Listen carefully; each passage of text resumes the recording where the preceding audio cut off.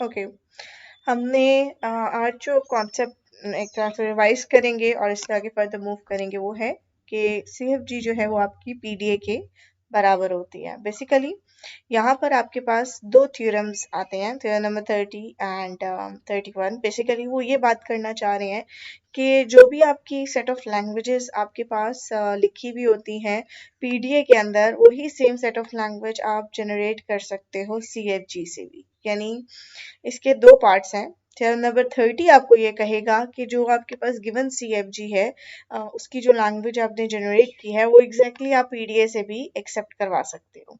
और अगर आपके पास PDA कोई लैंग्वेज एक्सेप्ट कर रहा है, थ्योरम नंबर 31 कहता है कि एग्जैक्टली ऐसी एक CFG आप कर सकते हो जनरेट जो कि लैंग्वेज एक्सेप्ट करे L। सो दोनों वाइस वर्सा है, आप CFG से PTA, PTA से CFG में उसको कन्वर्ट कर सकते हो। ठीक है, तो सेम लैंग्वेजेस को एक्सेप्ट करेंगी और CFG सेम लैंग्वेज को जनरेट कर देगी। तो बेसिकली अगर आप थ्योरम नंबर 30 के प्रूफ पे जाते हो तो कंस्ट्रक्टिव एल्गोरिथम को अभी हम थोड़ा सा ना वन बाय वन देखते हैं कि आपके पास कोई भी एक CFG लिखी होगी जो कि चॉम्स्की नॉर्मल फॉर्म में पहले से मौजूद है। ठीक है, तो हम नल वाली प्रॉब्लम को छोड़ के उसके अलावा बाकी सारी जो है CFG उसको हम चॉम्स्की नॉर्मल फॉर्मेट में कन्वर्ट कर देंगे।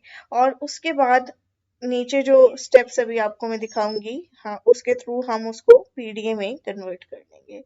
तो यहाँ पर अगर आप देखोगे तो ये एक CFG लिखी हुई है। प्लीज इस क्वेश्चन मार्क को आप एक एम्प्लॉयज का साइन समझेंगे कि S employees, S capital P।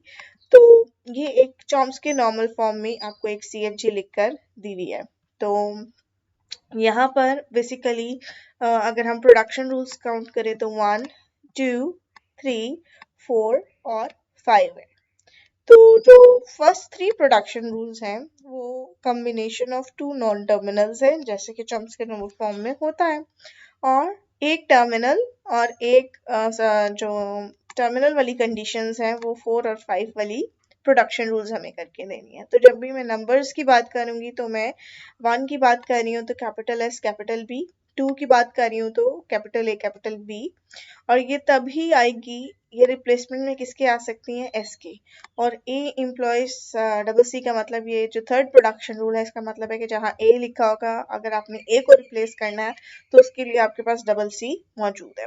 But जब आपने कैपिटल B और कैपिटल C आ जाएंगे तो आपको टर्मिनेट करते हैं स्मॉल b और स्मॉल a से। सो अगर आप इसको नॉन डिटर्मिनिस्टिक PDS के उसमें देखो तो आपके स्टैक के जो वेरिएबल्स बनते हैं ये जितने भी नॉन टर्मिनल्स हैं, जैसे कि capital S capital A capital B और कैपिटल C, ये सारे आपके स्टैक के बनेंगे। और जो टेप के अल्फाबेट्स थे वो आपके पास क्या थे, अल्फाबेट के अंदर जो लेटर्स थे वो क्या थे, A कॉमा B।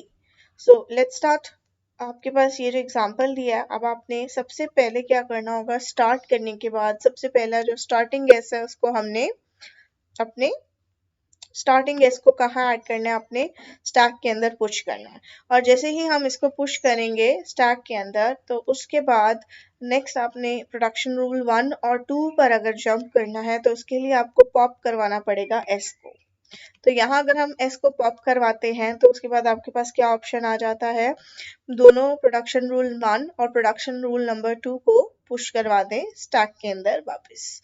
तो जब आपने S को पॉप कराया तो हम SB जो प्रोडक्शन रूल है उसको पुश करवा रहे हैं। और दूसरा क्या था, या फिर आप BA यानी AB प्रोडक्शन रूल जो है उसको पुश करा रहे हैं। ऑपोजिट क्यों लिखा होता है, क्योंकि जब आप रीड करते हैं तो आप पहले S को रीड करते हैं और फिर B को, बट जब स्टैक में जाता है तो जो आपका LIFO मैकेनिज्म है क्या कर रहा है कि पहले B को डालेगा और फिर S को डालेगा, तभी आप पॉप कराओगे तो सबसे पहले S पॉप होगा। तो हम इसको ऑपोजिट पुश करवा रहे हैं, पहले B को और फिर S को, और यहाँ B को और फिर A को।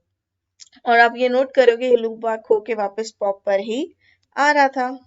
ओके, अब यहाँ पर ये फर्स्ट टू प्रोडक्शन रूल्स के साथ हो गया था। इसके बाद हमने देखा अगर आप ए को रीड करते हो तो जब हम ए रीड कर रहे हैं, पॉप करवाते हैं, तो प्लीज बी केयरफुल, इसके बाद क्वेश्चन एंड आंसर्स में हम नॉमिनेट करके नाम लेके ये सारी एग्जांपल्स हम दोबारा ठीक है, रिवाइज करेंगे तो बी केयरफुल, आप सुन गौर से सुनना है।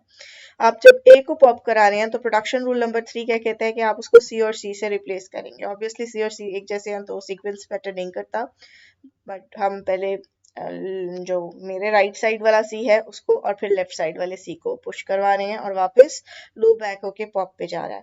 तो ये वो प्रोडक्शन रूल्स हैं जो 2 नॉन टर्मिनल्स के थे। बट अगर आप बी और सी को पॉप करा लेते हैं तो बी के केस में आपने अपनी टेप से क्या रीड करना है, बी को, और सी के केस में आपने अपनी टेप से क्या रीड करना है, ए को, और वो भी लूप बैक होकर यहाँ आ रहे हैं। अगर आपके स्टैक में भी कुछ भी मौजूद नहीं है और आपकी टेप पे भी कुछ मौजूद नहीं है तो हम क्या करेंगे, उसको एक्सेप्ट कर लेंगे। ठीक है, लास्ट रीड पे हम देख रहे हैं कि दोनों ही खाली हो गए हैं, तो इसका मतलब हमारी जो इनपुट है वो लैंग्वेज एक्सेप्ट कर रही है। सो इस थ्योरी को जो पहले मैंने एक वीडियो आपके पास अपलोड किया उधर से प्लीज देख लेना। यहाँ पर अब मैं आपको इसकी वर्किंग समझाऊंगी। ठीक है, तो वर्किंग समझने के लिए आप प्लीज यहाँ गौर करना कि वो आपसे कह रहा है कि स्टैक में कुछ भी स्टार्टिंग पे मौजूद नहीं है और आपकी टेप में जो बेसिकली वर्ड था वो डबल ए बी है। और सबसे पहले आपने स्टैक में एस को पुश करवाया। एस को पुश करवाने के बाद अब आपको पता है कि एस को पॉप कराएंगे और एस की जगह उसने जो दूसरी प्रोडक्शन रूल ए भी है उसको पुश करवा दिया है। ठीक है, अब इस ए और बी के ऑप्शन में क्या है कि आप ए को पॉप कराओगे तो स्टैक में बी रह गया है, बट उसकी जगह आप क्या, हम ए की जगह क्या पुश करा देंगे, डबल सी। अब स्टैक में डबल सी बी मौजूद है। अब जब स्टैक से निकालेंगे तो ये फर्स्ट वाला सी निकलता है। तो जब हम पॉप करवाएंगे तो पहला सी जब निकलेगा तो आपने टेप से क्या रीड करना है, ए को, स्मॉल ए को। जब आप स्टैक से दोबारा पॉप करवाते हैं तो फिर आपके पास क्या निकलेगा, ये वाला सी। तो इस वाले सी को आपने क्या करना है, जब आप पॉप कराओगे तो अगेन टेप से दूसरा एक रीड करना है। और अब स्टैक में सिर्फ एक कैपिटल बी मौजूद है, जब उसको पॉप कराएंगे तो हम क्या रीड कर सकते थे, स्मॉल बी। यहाँ अब स्टैक में कुछ भी नहीं बचा, इट्स ब्लैंक, और टेप पे भी आपके पास एक ब्लैंक है। तो जब हम स्टैक और टेप दोनों से ब्लैंक रीड कर रहे हैं तो इसका मतलब है हमारी जो इनपुट है डबल ए बी वो एक्सेप्ट कर दी है हमारे पीडीए ने। ठीक है, अब हम थोड़ा सा आगे मूव करते हैं। तो आप नोट करना, जब वो एक्सेप्ट स्टेट पे पहुंच रहा है आपकी स्ट्रिंग जो पीडीए में है, उसके बाद जो है वो चॉम्स्की की जो टर्मिनल प्रोडक्शन रूल्स हैं वही उसको टर्मिनेटिंग कंडीशंस तक लेके जा रही है। This means that we have necessarily formed a complete leftmost derivation of this word through the CFG production with no non-terminal left over. तो जो आपको मैंने लेफ्ट डेरिवेशन दिखाई थी बिल्कुल उसी प्रोसेस के थ्रू ही आपने इस पूरे जो आपका वर्ड था उसको आपने रीड कर लिया। Therefore, every word accepted by this PD in this language is generated by the CFG. We are now ready to present the algorithm to construct a PDF for the given CFG. अब ये एक generic आपको बता रहे हैं कि for example x1 में दो नॉन टर्मिनल x2 x3 हैं, या फिर x3 x4। x2 जो है वो x2 x2 से लेके जा रहा है और इसी तरह तीन टर्मिनल्स प्रोडक्शंस दी हुई हैं। डॉट डॉट का मतलब इसी तरह की और भी हो सकती हैं। तो ये जेनेरिक आपको एक स्ट्रक्चर बता दिया है और आप स्टार्ट करते हो, जो पहली प्रोडक्शन रूल है वो s है। ठीक है, तो सबसे पहले आपने क्या करना होगा, पुश करना होगा x1 को। स्टार्ट के बाद आपने पुश करना है x1 को और वो आपने एरो कहाँ लेकर जाना है, पॉप को। यानी किसी भी किस्म की CFG आपके पास आ जाती है तो आप ये स्टेप्स फॉलो करेंगे तो आपसे बहुत आसानी से बन जाएगी। अब उसके बाद पॉप कराने के बाद अब आप देखेंगे क्योंकि x1 से दो प्रोडक्शन रूल्स पॉप होते हैं तो अब आपको बताएगा कि अगर आपसे x1 से ये वाला प्रोडक्शन रूल पॉप हो रहा है xj और xk, तो पहले आपने xk को पहले आपने पॉप कराना है x ऑफ i को, और फिर आप पुश कराएंगे x ऑफ k को, और फिर आप पुश कराएंगे x ऑफ j को, और ये लूप बैक हो जाएगा आपके पॉप के साथ वापस। ठीक है, इसी तरह अगर टर्मिनल की प्रोडक्शन रूल्स आते हैं तो जहां लिखा हुआ था x of i employees b, तो आपने क्या करना है, पॉप कराना है x ऑफ i और वो सीधा रीड करेगा टेप से b को और वो वापस पॉप पर ही आएगा। यानी यहाँ पर भी एक सर्किट एग्जिस्ट कर रहा है, जैसे पीछे सर्किट बना हुआ था पॉप के साथ वापस। ठीक है, यहाँ अब आखिर में वो कह रहा है कि अगर स्टैक खाली हो जाता है और टेप भी ब्लैंक आ जाती है तो वो एक्सेप्ट की तरफ चला जाएगा। बट अब हम देखेंगे कि यहाँ मैं आपको ज़्यादा थ्योरी नहीं बता रही, मैं उसको कोड बता देती हूँ कि हमने CFG पीछे जो देखी थी चॉम्स्की नॉर्मल फॉर्म में थी और उसमें नल वर्ड नहीं था।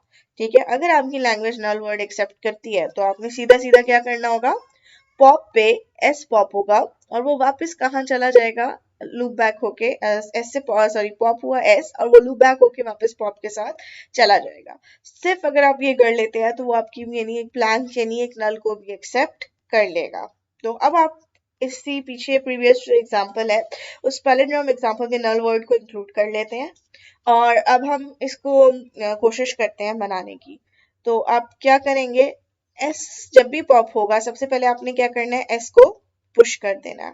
जब आप एस को पुश कर दोगे तो आपके पास ये पॉसिबल प्रोडक्शन है। हम अभी इन चारों पे फोकस करते हैं, AR1 BR2 AA BB। तो क्या है कि जब भी आप एस को पॉप करेंगे R1A R2B डबल ए को पुश किया हुआ है या डबल बी को और वो लूप बैक होके वापस पॉप पे आ रही है। इसके बाद और कौन सी नॉन टर्मिनल्स की 2 प्रोडक्शंस आ रही हैं, जैसे पीछे वाले स्टेप्स थे कि R1 पॉप हो तो एस से जाना चाहिए यानी आप पुश ए और पुश एस करेंगे। R2 आ रहा है तो आप क्या करेंगे, push B and push S.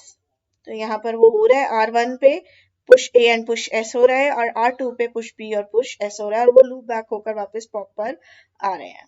इसके बाद हमारे पास अगर हम एस को पॉप कराते हैं और टर्मिनल्स की बारी आती है तो ए बी के लिए क्या है, एस को रीड करने पे टेप से आप ए और बी रीड करके वापस पॉप पे आ जाओ, बी रीड करने पे बी को आप टेप से रीड करो और वापस आ जाओ और कैपिटल ए को पॉप करवाने पे आप क्या टेप से रीड कर सकते हैं, स्मॉल ए और वापस आप पॉप पर आ जाओगे। एंड लास्ट में एक जो इसमें न्यू चीज ऐड हुई है वो नल।